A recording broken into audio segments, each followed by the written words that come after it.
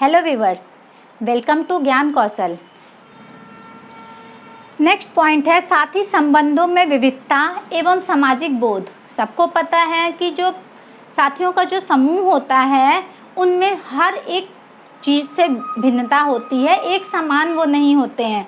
चाहे वो धर्म हो, चाहे वो जाति हो, चाहे वो आर्थिक रूप से हो, चाहे वो समाज जिस समाज से वो आए हैं, ये सब भिन्न होते हैं। जिस तरह पहले हम एक पॉइंट लेते हैं सामाजिक। अलग अलग परिवेश से वो आए हुए होते हैं, उनका सामाजिक परिवेश अलग अलग होता है। ज़रूरी नहीं है कि जब साथियों का जो समूह है वो सब एक ही परिवेश से आए होते हैं। हमेशा अलग अलग समूहों से ही वो आते हैं, समाज से आते हैं और एक ये साथी समूह उनका बनता है। आर्थिक रूप से भी कोई बहुत ज़्यादा उन्नत होता है, कोई मिडिल होता है, कोई बहुत ज़्यादा निम्न होता है।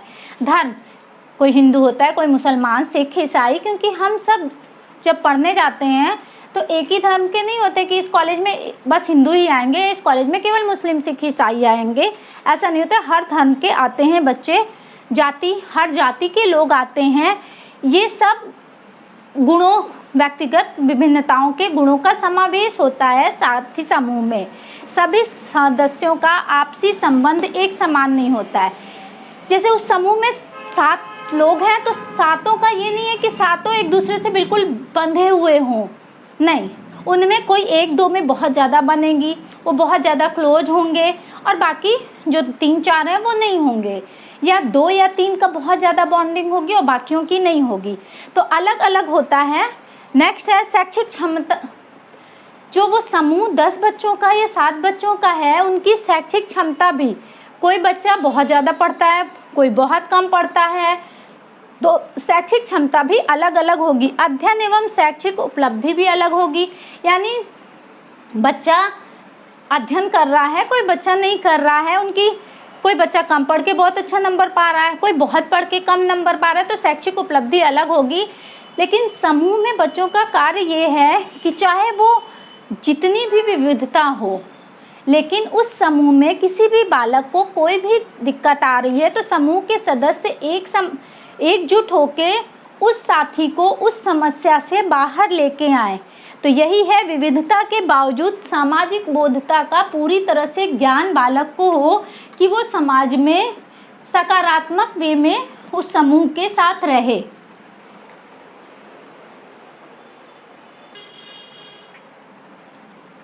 तकनीकी एवं साथी संबंध। आजकल हम सब जानते हैं कि हम तकनीकी चीज़ों का ज़्यादा प्रयोग कर रहे हैं।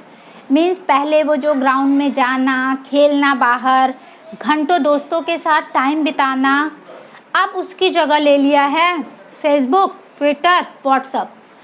बैठे बैठे व्हाट्सअप करते हैं, वीडियो कॉल करते हैं, चैटिंग करते हैं, ट्वीट करते हैं। यानी लोगों से मिलना, अपने साथी समूह का जो लोगों के साथ मिलके गप्पे मारना, हंसी मजाक। फिलहाल अभी कोविड-19 का सिचुएशन है तो ये चीज़ें बेटर है, लेकिन ये हमेशा के लिए नहीं है। वो जो बाहर घूमना, घंटों टाइम बिताना, वो चीज़ें बालक को ज़्यादा सकारात्मक वे में लेके जाती थी। एक दूसरे का बाल खींचना, चिढ़ाना, वो सब चीज़ें गुम हो गई है ये तकनीकी की वजह से, ईमेल के द्वारा। अब हम अपने विचारों की अभिव्यक्ति मिल बैठ के नहीं करते हैं, हम नेट के थ्रू करते हैं। अक्सर आप देखे होंगे, नहीं देखें तो आप जरा अपना फेसबुक अकाउंट खोल के देखिए, आपके फ्रेंड में 500 फ्रेंड होंगे। अब आप बीमार पड़ जाइए, उन 500 फ्रेंड में से आपके पास कितने फ्रेंड आएंगे? हमें नहीं लगता है कि आएंगे। और यही अगर आपके जो साथी समूह के दोस्त हैं केवल 4 हैं, बाकी मान लीजिए चले गए, बाहर चले गए जॉब करने, अब आप बीमार पड़िए और उन्हें इत्तला करिए। देखिए 2 मिनट में वो आपके सामने आ जाएंगे डॉक्टर दवाइयों के साथ। तो ये तकनीकी साथी संबंध ज़्यादा सही है या जो हमारे अपने हैं, जो साथ के हैं, वो ज़्यादा ठीक है? ये कुछ टाइम के लिए ठीक है, लेकिन हमेशा के लिए वो जो समूह में हम लोग खेलते थे, साथ में रहते थे, वो ज़्यादा है। आज इतना साथी संबंध, साथियों की बातें कर चुके हैं कि एक फ़ोन तो बनता है। तो आपके समूह में जितने भी फ्रेंड सर्कल हैं, 5 हैं, 10 हैं, एक बार फ़ोन घुमाइए। मिलने तो नहीं जा सकते इस सिचुएशन में, व्हाट्सएप का ग्रुप कॉलिंग, वीडियो कॉलिंग या वॉइस कॉलिंग करिए और सबको इकट्ठा करिए और एक बार फिर उन पुरानी यादों को ताज़ा करिए। मेरे कहने से इतना तो बनता है कि एक बार अपने साथियों को याद किया जाए, फिर इसे पढ़ेंगे तो इसके पढ़ने का मज़ा दुगना हो जाएगा। आइए, साइबर बुलिंग क्या होती है इसकी तरफ ध्यान दे देते हैं। किसी बच्चे या वयस्क को इंटरनेट या मोबाइल का प्रयोग कर मानसिक रूप से परेशान करना, इसे साइबर बुलिंग कहते हैं। मीन्स बालक है, उसको बार बार किसी भी चीज़ के लिए प्रेशराइज करने की वजह से वो अपना मानसिक संतुलन खो बैठता है और साइबर बुलिंग का शिकार हो जाता है। अक्सर ये होता है क्योंकि बालक शारीरिक रूप से, अब वैसे भी बालक बहुत कम बच्चे बाहर खेलने जाते हैं, तो वो शारीरिक रूप से कमज़ोर हो जाते हैं।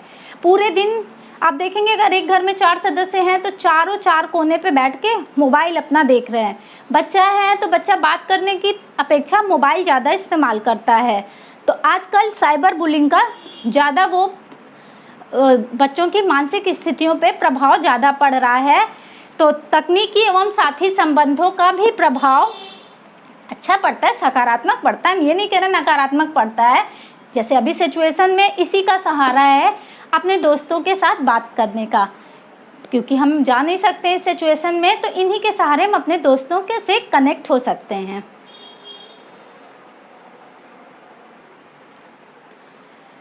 स्वस्थ साथी संबंधों को बढ़ावा कैसे मिले, तो आइए इस पे देखते हैं।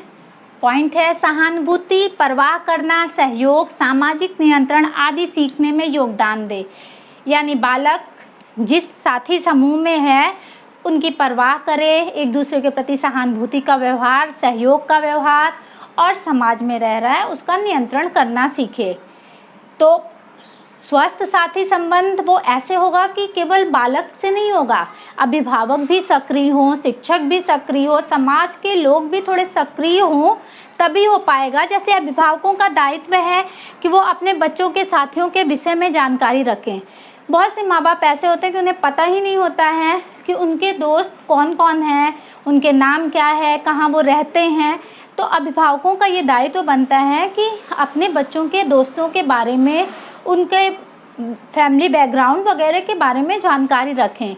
नेक्स्ट, बच्चों के साथियों से बातचीत एवं व्यवहार का निरीक्षण करें। वो ये ध्यान दें कि बालक जिससे दोस्ती कर रहा है या जो जिसके साथ वो उठ बैठ रहा है वो बच्चा सही है कि नहीं। ऐसा ना हो कि उसका गलत प्रभाव अपने बच्चे पे पड़े। तो अभिभावकों को चाहिए कि वो निरीक्षण करे, वो बातचीत कर रहा है, किस तरह से एक दूसरे से वो व्यवहार कर रहे हैं, इस चीज़ पे ध्यान दें। नेक्स्ट, बच्चे का साथ गलत है तो उचित परामर्श दें। अक्सर आप देखते होंगे आसपास, हम तो कई ऐसी घटनाएं देख चुके हैं, बच्चा पढ़ने में बहुत ठीक है, सब कुछ ठीक है, पर गलत संगत में पड़ गया। जब गलत संगत में बच्चा पड़ गया तो उसका पढ़ाई से मन हटने लगा और साथ के बच्चों के साथ वो घूमना फिरना, बाहर की चीज़ें खाना, हर चीज़ वो करने लगा जो सही नहीं है। तो हमें ये देखना चाहिए कि क्या बच्चा जिसके साथ दोस्ती कर रहा है उसकी संगत सही है कि नहीं। फिर ऐसा नहीं कि हम मना कर दें, बच्चा सुन लेगा कि हाँ हाँ ठीक है, आप पेरेंट्स आप मना कर रहे हैं, हम उसके साथ बात नहीं करेंगे। नहीं, आप उसको अपने उसमें फेवर में लीजिए, उसकी बातें सुनिए, समझिए, फिर उसे सही परामर्श दीजिए कि तुम्हारी लाइन ये है और तुम गलत दिशा में जा रहे हो, तुम्हारे दोस्त जो सर्कल है वो गलत है। तो सही परामर्श दे सकते हैं हम ये देख के। नेक्स्ट है, विद्यालय के पाठ्य सहगामी क्रियाओं का आयोजन हो ताकि सामूहिक कार्य पे बल मिले। यानी विद्यालय में ऐसी सामूहिक क्रियाएं जब होती हैं तो सारे बालक एक साथ मिलकर कार्य करते हैं, उनमें सामूहिकता का विकास होता है। नेक्स्ट है, कक्षा में शिक्षक बच्चों के नाम से बुलाए ताकि बच्चे एक दूसरे का नाम जान सकें। अक्सर ये होता है कि नाम नहीं जानते बच्चे एक दूसरे का, तो जब अध्यापक नाम से बुलाएगा कि रामू इधर आओ, श्याम इधर आओ, सोनल इधर आओ, तो जब बार बार उस बच्चे का नाम लिया जाएगा तो बच्चे एक दूसरे को नाम से जानने लगेंगे, तो उससे चीज़ें बहुत सकारात्मक होगी। नेक्स्ट है, पास पड़ोस के बच्चों का संगत का भी अध्ययन करना चाहिए कि बालक का आसपास के जो जिनके साथ वो खेल रहा है वो सही है कि नहीं। जैसे एक छोटा सा उदाहरण है, हम जहाँ रहते हैं वहाँ आसपास का माहौल अच्छा नहीं है, तो इस वजह से हम अपने बच्चे को उस माहौल में नहीं भेजना चाहते, क्योंकि हमें पता है कि वहाँ बच्चों के संगत में रह के वो कुछ चेंज हो सकता है। तो हमें इस चीज़ पे ध्यान देना चाहिए कि आसपास अगर माहौल गलत है तो हम बच्चे को वहाँ ना भेजें।